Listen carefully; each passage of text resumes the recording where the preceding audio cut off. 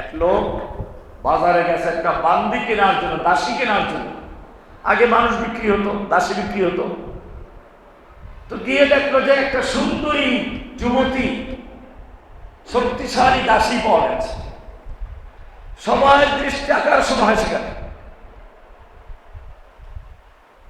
কেউ কিনে না, কারণ মালিক জানিয়ে দেয় এই বান্দি দেখতে অনেক সুন্দরী, শক্তি আছে, কাজকর্মে ভালো, কিন্তু তার দোষ আছে। সে মানুষের মধ্যে গন্ডগোল লাগাবার জন্য একজনের দোষ আর একজনকে বলে, তার দোষটা আবার ওকে বলে, এভাবে গন্ডগোল লাগে। এই দোষটা তার আছে, আমি সেজন্য বিক্রি করে দিচ্ছি, আপনারা জেনে বুঝে কিনলে কিনতে পারেন।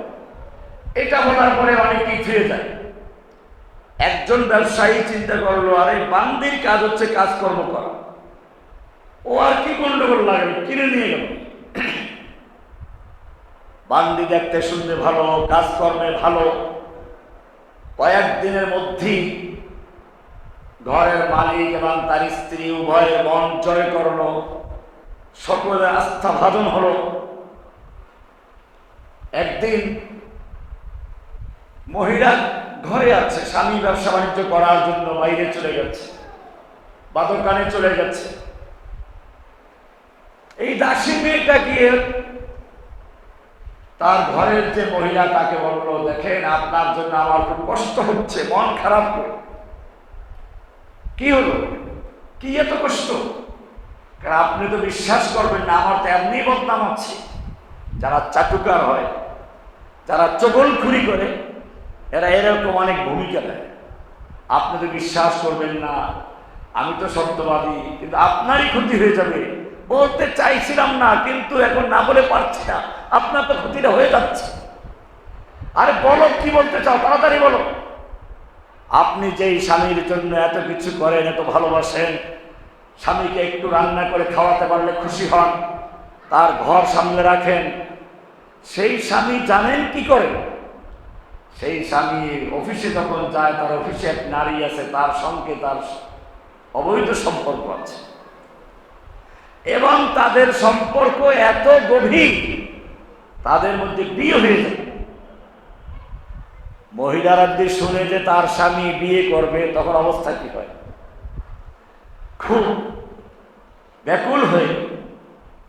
এবারে ওই দাসী মেয়ে বলল, চিন্তা করবেন না, আমি এক হুজুরের সাথে সম্পর্ক আছে, উনি একটা তাবিজ দিলে এই বিয়ে ফিরে যাবে, তাড়াতাড়ি যাও। বলে, না, তাবিজটা নিতরের শর্ত আছে।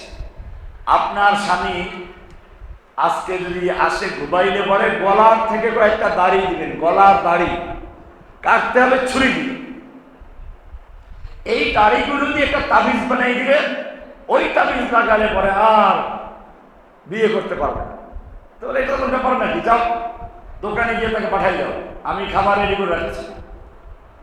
মেয়ে চলে গেছে দোকানে, তাকে গিয়ে বললো, পুরুষটাকে বললো, দেখো,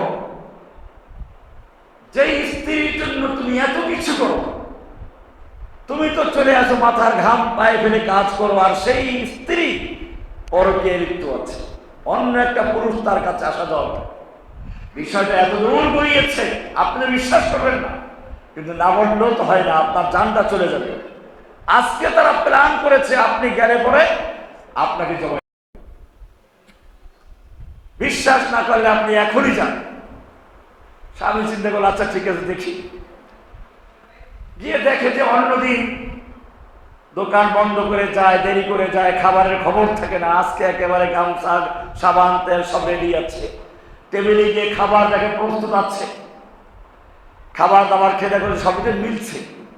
এবার শুয়ে পড়লো, ঘুমানোর ভান করে নাক ডাকা শুরু করলো, দেখি কি হয়। দেখলো যে ঠিকই তার স্ত্রী আস্তে গলায় হাত দিয়েছে, চোখ খুলে থাবা দিয়ে হাত ধরল, দেখে যে একটা ছুরি হাতে। এখন তো আর বুঝতে কোনো বাকি নেই, নিশ্চয়ই আমাকে জবাই করার জন্য প্ল্যান করেছে। সে আর দেরি না করে ছুরিটা নিয়ে স্ত্রীকে জবাই করেছে। ওই দাসী মহিলা এখানে আর নেই, সে চলে গেছে মহিলার বাপের বাড়ি। গিয়ে বলছে, দেখো তোমরা এখনো বসে আছো, তোমাদের বোনকে, তোমাদের মেয়েকে করে এখন দেখো সে ওইখানে হাই হুতোষ করছে। ওরাও এসে দেখে ঠিকই তার বোনকে জখম করেছে, ছুরিটা পড়ে আছে, তারাও দেরি করে নেয় আর ওই ছুরি ওই দুলাভাইকে জখম করেছে।